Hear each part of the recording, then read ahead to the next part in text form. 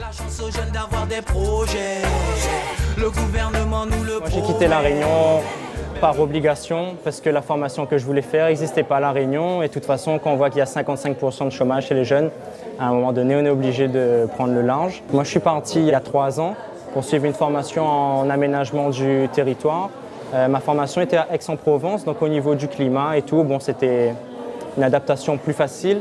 Et après l'arrivée sur Paris, là, ça a vraiment été le choc, on va dire, au niveau environnemental, également culturel, climatique. C'était compliqué, mais à côté de ça, être à Paris, c'est vraiment bénéficier de beaucoup d'opportunités en termes d'accès à la culture, en termes de voyage, en termes de formation, etc. Après, il y a une part d'aventure qu'on peut pas, il y a des secrets qu'on ne peut pas dévoiler. Il faut faire sa propre expérience, mais il y a quand même des petits conseils qu'il faut savoir. La mobilité, c'est 2 choses. C'est d'une part des opportunités géniales, mais d'autre part, il faut y être préparé et il faut savoir qu'il y a des réalités qu'on ne nous dit pas forcément, mais qui sont bien là. Il y a plein de petites choses en fait, qui peuvent faciliter grandement.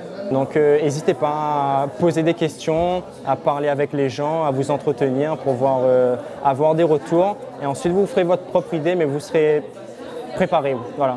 Il faut être préparé à la mobilité. Qu'on veuille aller ou non, il faut être préparé. Voilà, moi c'est ce que j'avais à dire, préparer. La chance aux jeunes d'avoir des projets.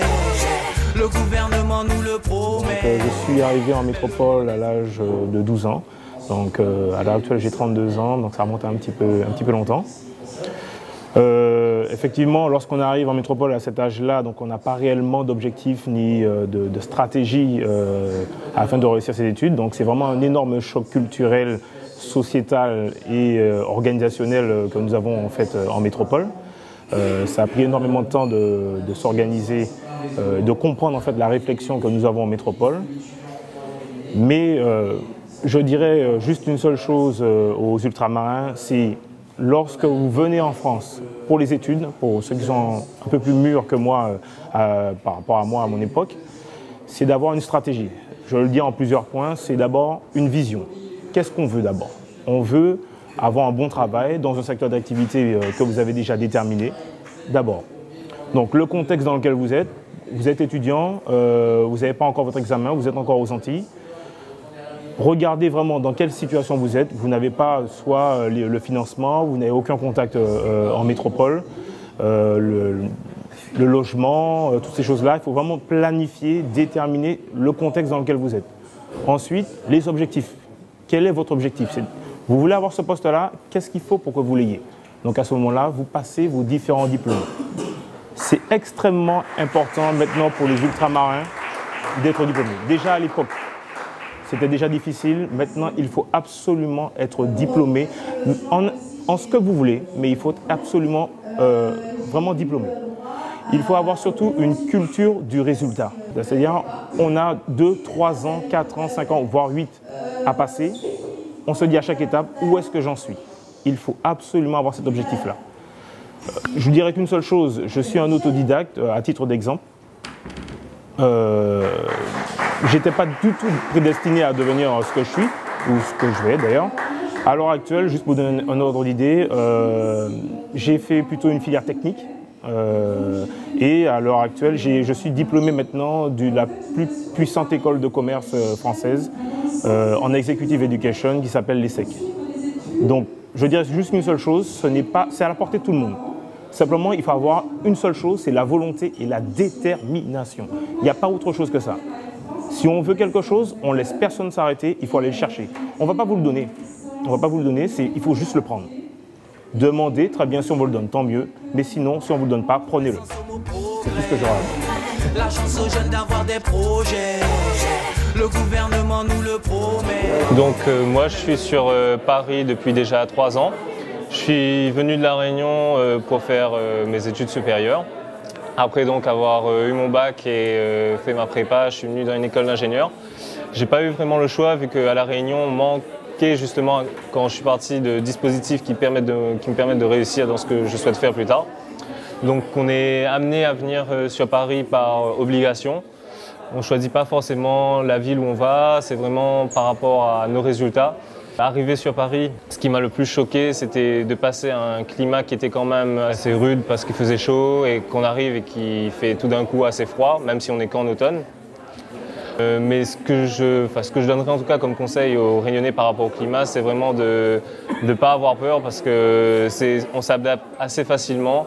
Enfin, il ne faut pas hésiter d'aller vers les autres surtout pour savoir comment faire, comment s'en sortir. Il ne faut pas rester chez soi tout seul parce que c'est justement là qu'on va commencer à déprimer.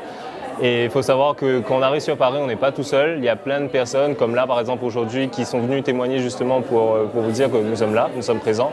Enfin, il ne faut pas hésiter à prendre contact avec nous, à demander de l'aide, à bouger surtout, à sortir. Vu la proximité en fait de tous les pays aux alentours, il faut savoir que sur Paris, au final, il y a peut-être plus d'étrangers que de Parisiens eux-mêmes, donc on n'est pas tout seul, il y a des Espagnols, il y a des Chinois, enfin bref, on peut rencontrer vraiment vachement de monde, on peut s'y plaire justement. Et puis la Réunion au final, même si c'est à 10 000 km, c'est pas si loin, il y a des aides qui sont là pour nous aider à rentrer chez nous, à revenir, enfin, je veux dire qu'il faut pas laisser ce manque nous envahir et nous dire qu'on va pas réussir, quoi. Faut vraiment avoir la volonté, il faut pas abandonner, il faut pas lâcher. La chance aux jeunes d'avoir des projets. Le gouvernement nous le promet. Ce que je dirais tout d'abord, c'est de pouvoir s'assurer de pouvoir compter sur quelqu'un. Donc souvent on vient seul et on peut se retourner vers des associations comme l'OCI par exemple. Mais pour ça, il faut savoir qu'elles existent. À mon avis, le premier conseil à donner, c'est de s'y prendre bien en amont avant de partir. Dès la seconde, se renseigner sur sa voie, se renseigner sur les structures vers lesquelles on peut se retourner et sur le support qu'on peut avoir dans diverses démarches. Il faut être préparé à vivre une nouvelle vie, selon moi. Être préparé au froid, aller à la rencontre des gens, ne pas se contenter de rester entre ultramarins. Ce qui est sûr aussi, c'est qu'il faut être préparé à ce que les gens ne sachent pas d'où on vient. Et essayer de dire aussi d'où on vient, ça permet d'être mieux accepté souvent. Et de cette façon, on fait beaucoup de rencontres enrichissantes et de personnes de toutes origines, puisque en France, il y a vraiment un gros melting pot qui est souvent enrichissant. Comme message d'encouragement, ce serait vraiment de ne pas hésiter à venir ouvrir son esprit, à venir apprendre d'autres choses et à venir se nourrir des richesses qu'on peut trouver dans d'autres parties du monde. Dans le meilleur des cas, réinvestir tout ça dans notre pays pour pouvoir travailler à ce que notre pays avance, faire la jeunesse avancer. La chance aux jeunes d'avoir des projets. Le gouvernement nous le promet. En fait, pour tous les jeunes étudiants qui arriveront bientôt, ce que j'aurais à leur dire, c'est vraiment de ne pas se laisser effrayer par que ce soit les conditions climatiques, les personnes qui sont autour d'eux, le changement de mentalité aussi, de vraiment d'y aller, mais vraiment d'y aller à fond, de ne pas avoir peur, parce qu'en fait, dans la vie, on se trompe. Et c'est en tombant qu'on apprend le plus de choses. Donc n'ayez pas peur d'aller vers les gens. Pour mon cas personnel, j'ai fait une école d'ingénieur et étant une fille, donc c'est encore plus compliqué. L'erreur que j'ai faite au départ, c'est vraiment de rester avec des personnes qui étaient de la même prépa que moi en fait, la prépa de Bainbridge. Donc je pense que vraiment il faut aller vers les autres. Ils n'ont pas forcément la même mentalité, la même manière de voir les choses que nous, mais ils ont énormément de choses à nous apprendre. Donc on n'écoute pas forcément la même musique, c'est clair, on ne mange pas forcément la même chose, c'est clair, mais vraiment le conseil que j'aurais à donner, c'est aller vers les autres, poser des questions, demander, aucune question n'est bête.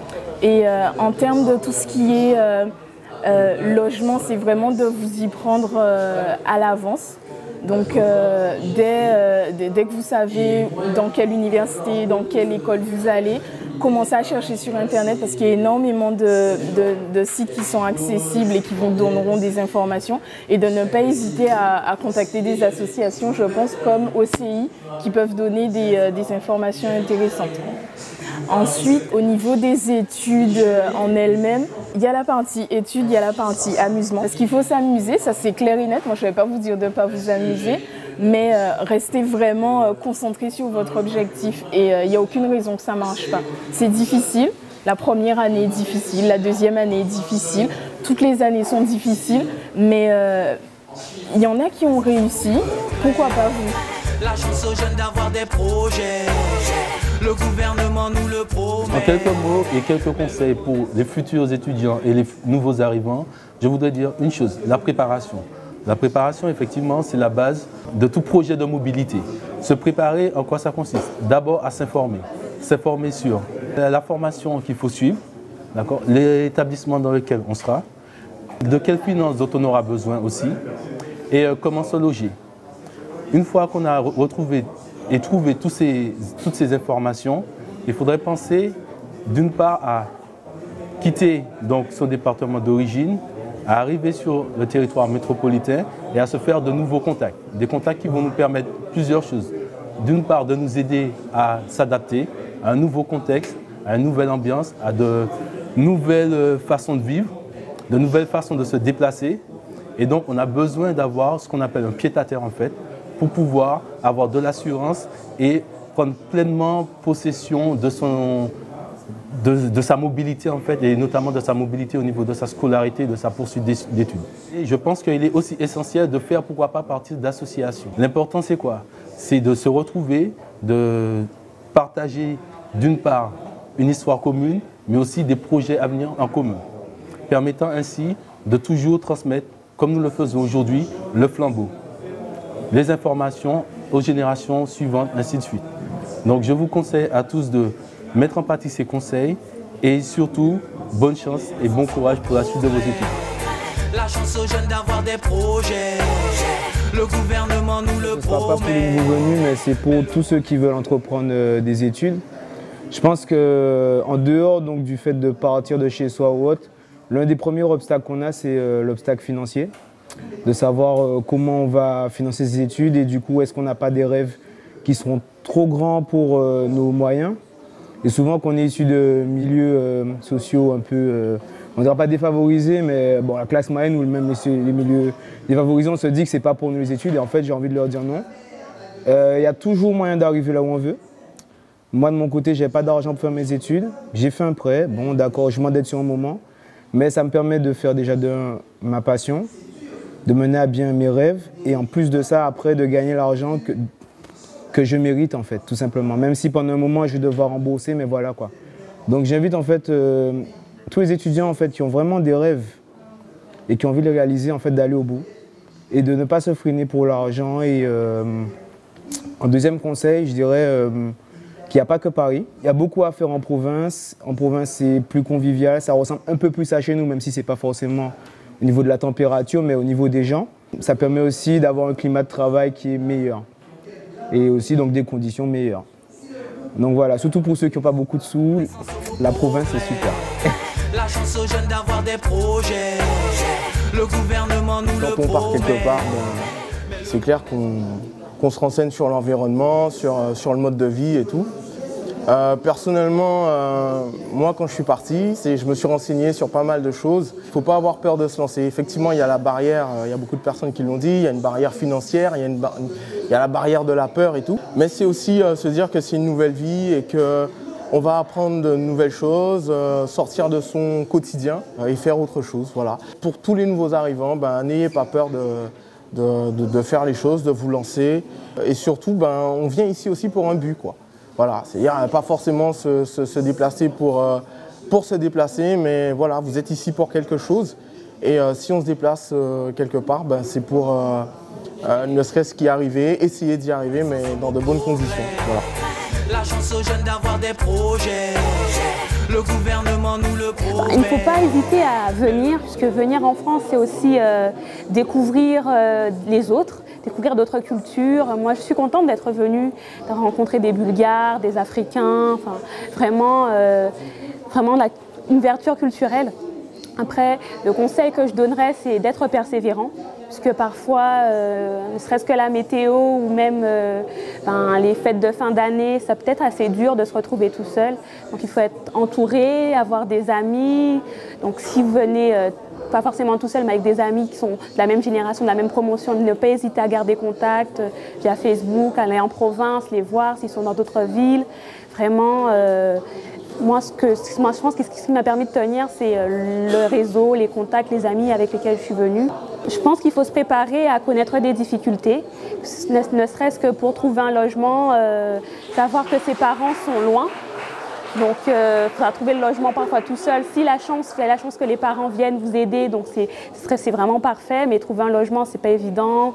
Visiter et puis même une grande découverte, payer des impôts. Donc, tout ce qui est administratif, c'est pas forcément évident. Donc, il faut vraiment prise de maturité assez rapide. Peut-être que ce que les Français d'Hexagone n'ont pas forcément, puisque les parents sont en province, donc peut-être à 1 heure de route, 2 heures de route, tandis que nous, c'est à 8 heures. La chance aux jeunes d'avoir des projets. Le gouvernement nous le donc mon petit partage aux nouveaux arrivants, aux étudiants ou autres qui arrivent en métropole, c'est surtout être persévérant, ne pas lâcher, avoir du mental, parce que c'est pas toujours facile. Ce qui fait notre force, on va dire, c'est ce qu'on va appeler notre handicap. Le fait de venir des Antilles, loin de sa famille, on dit que c'est dur, mais c'est ça qui doit faire notre force en fait. Dire qu'on se booste, aller au plus loin des choses, dire qu'on n'est pas venu pour rien et on ne va pas rentrer sans rien. Dans mon cursus, le seul conseil que je peux donner en tout cas, c'est de prioriser tout ce qui est formation en alternance dans les entreprises, parce qu'au niveau intégration, c'est ce qui a, pour moi, à mon avis, le meilleur. Parce que c'est ma propre expérience et ça a très bien marché.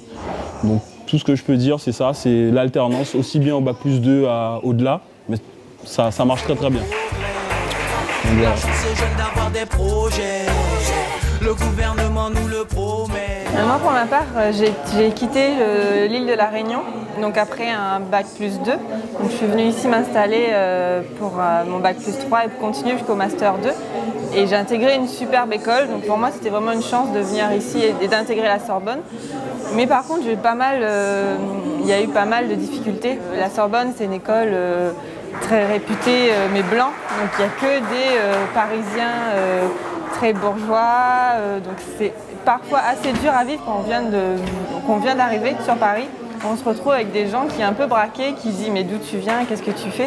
Et c'est vrai que ça, j'ai eu beaucoup à me battre avec les gens, même de ma classe, parce qu'ils n'arrivaient pas à comprendre pourquoi je venais ici, qu'est-ce que j'avais voulu faire. Et pour eux, en fait, je devais retourner à La Réunion. Alors que moi, en fait, mon ambition, c'était vraiment de me battre et d'avoir un objectif précis sur Paris. Et après, au fur et à mesure qu'ils ont vu que ce que j'avais un petit peu dans le ventre, on va dire, ils ont pu mieux me prendre au sérieux.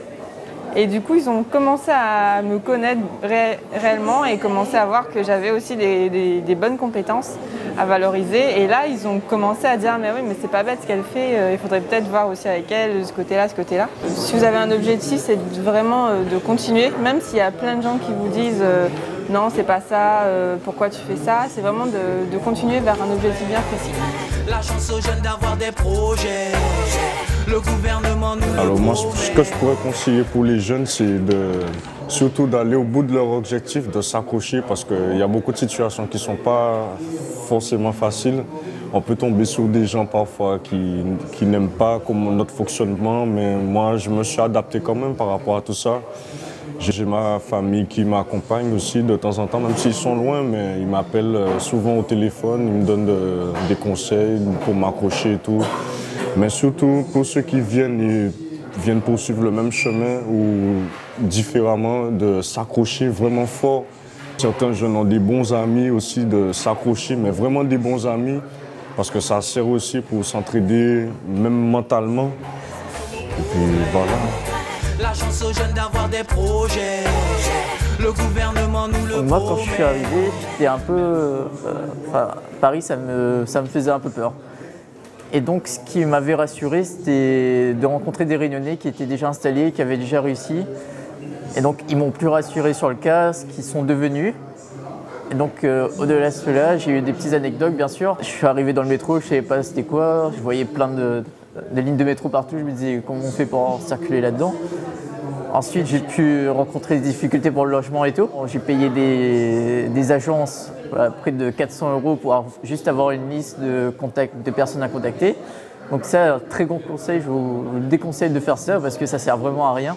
Moi, de La Réunion, j'ai utilisé des personnes que je connaissais pour me recommander du monde qui connaissait d'autres mondes. Donc là, c'est du bouche-oreille. Il ne faut pas hésiter à utiliser ce bouche-oreille. Et un autre conseil aussi, c'est rester focalisé sur vos objectifs. Ça, c'est très important. Pourquoi vous avez quitté votre île et vous êtes venu en France? Parce que vous avez un but bien précis. Soit parce que vous voulez faire plaisir à vos parents, soit parce que vous voulez réaliser un rêve que vous avez tout au fond de vous. Et donc vous avez fait le pas de venir en France métropolitaine pour réaliser ce rêve-là. Donc je vous conseille de ne pas lâcher et de continuer là-dedans. Donc merci et bonne réussite à vous. La chance aux jeunes d'avoir des projets. Le gouvernement nous le promet. Écoute, moi je pense que quand tu pars des Antilles après ton bac et que tu arrives sur Paris ou ailleurs dans une ville de province, ce qu'il faut surtout c'est se préparer beaucoup avant, autant sur voilà, tout ce qui est logement, l'université, le type d'études que tu veux faire pour vraiment savoir ce que tu veux fondamentalement et pas partir un peu à l'aventure en se disant qu'on va sur le continent pour faire des études, c'est une chose. Et puis garder surtout à l'esprit une dynamique de travail. En fait, tu es vraiment là pour investir pour ton futur. Et donc fais les bons choix dès le début et tiens-toi à ce que tu as prévu, quoi. Bon, après, il peut y avoir des revers ou des échecs. Apprends à rebondir, mais juste vraiment anticipe. Et voilà, anticipation et préparation, clairement. Là, écoute, je suis étudiant en dernière année en master à l'École nationale d'assurance. J'ai commencé mes études donc à la Défense, mais j'ai commencé mes études en province, dans une ville à taille humaine, à Amiens. Donc j'ai fait une licence d'histoire et une licence de sciences politiques. Et donc du coup, l'avantage comparatif de commencer ses études sur une ville à taille humaine, c'est que tu as tout à portée de main. Et donc l'idéal, c'est de commencer, à mon sens, quand tu viens des Antilles, de commencer dans une ville provinciale. Vraiment, encore une fois, une ville à taille humaine où tu peux prendre tes marques en tant qu'étudiant et par la suite essayer, à mon sens, d'aller sur une place intéressante pour faire un master et potentiellement avoir un travail de qualité. La chance aux jeunes d'avoir des projets. Le gouvernement. Ok, donc moi je vais vous parler en fait de tout ce qui concerne au niveau du logement et tout. Je sais que ça peut être une galère quand on arrive et que c'est plutôt difficile de trouver où se loger. Donc moi par exemple quand je suis arrivée, je suis passée par les Estudines. En fait, donc c'est un système de logement pour les étudiants et c'est plutôt facile d'accès parce que je sais que pour avoir cherché un logement hors des Estudines par la suite, je sais que c'est vraiment beaucoup, c'est très galère, j'ai été obligée de passer par une agence, donc je sais que effectivement passer par les Estudines pour commencer, ça peut être pas mal. Donc tu prépares ton dossier, ça se passe assez vite en général, tu es cerné assez vite s'il y a de la place, etc. Ils te demandent pas beaucoup de... Il y a pas beaucoup de contraintes en fait pour y accéder et je pense que ça peut être un bon début quand tu arrives en France. Donc, et je sais que par rapport à l'école ou l'université dans laquelle tu vas, certains étudiants ont des partenariats en fait, ils savent que c'est bon, ils sont à côté d'une telle école, donc il suffit de dire que tu es dans cette école-là, tu présentes ton dossier, et là ils seront plus enclins à t'accepter, donc je pense que ça peut être pas mal. Et je sais qu'il y a ne serait-ce que la CAF qui va pouvoir t'aider à payer ton loyer, donc tu présentes ton dossier. Je sais aussi par expérience que quand tu fais un parcours en alternance, la CAF, c'est un truc que tu peux mettre en avant pour la CAF parce qu'ils seront plus généreux avec toi, donc ça peut être 100 € par mois en plus. Donc voilà, donc tu as pas mal d'aides comme ça. Je pense aussi au Locapass qui te rembourse la caution pour ton appartement. Donc enfin qui te fait une avance du moins. Donc je crois que c'est 500 € maximum et que tu rembourses par échéance de 50 € 3 mois plus tard. Donc voilà, donc tu as quelques petites astuces comme ça qui peuvent être un réel coup de pouce pour. C'est vrai que effectivement. C'est pas courant d'avoir de la famille sur Paris quand on vient de Guadeloupe et donc c'est vrai que tu seras amené à te loger par toi-même.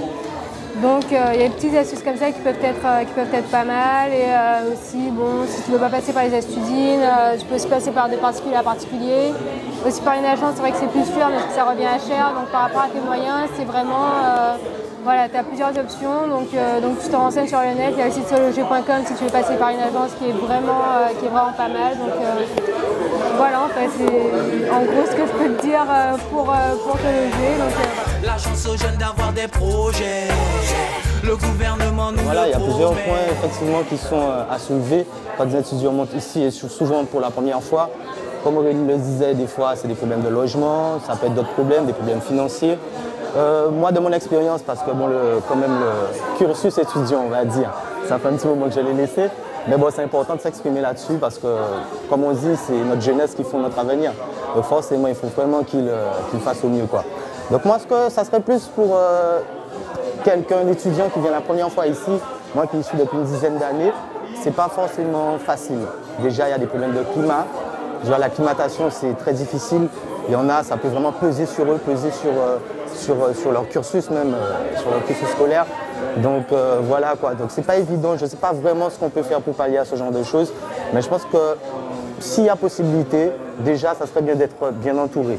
J'entends par bien entouré, bon comme disait Aurélie tout à l'heure, on ne peut pas avoir tout le temps la chance d'avoir une famille sur place, mais bon on peut avoir des amis, on peut avoir un ami qui, bon, dans le domaine de l'étude, est dans le même secteur. Moi, ce que je peux conseiller en fait aux étudiants moi, de mon propre vécu, c'est d'essayer de bien se préparer. Ça ne se prépare pas à la légère, c'est vrai on veut aller voir, découvrir le monde, ce qui est une très bonne chose, parce qu'on s'ouvre au monde et ça c'est bien par rapport à son île, mais ça ne peut pas être forcément le paradis ou la fête tous les jours. La chance aux jeunes d'avoir des projets, le gouvernement nous le promet.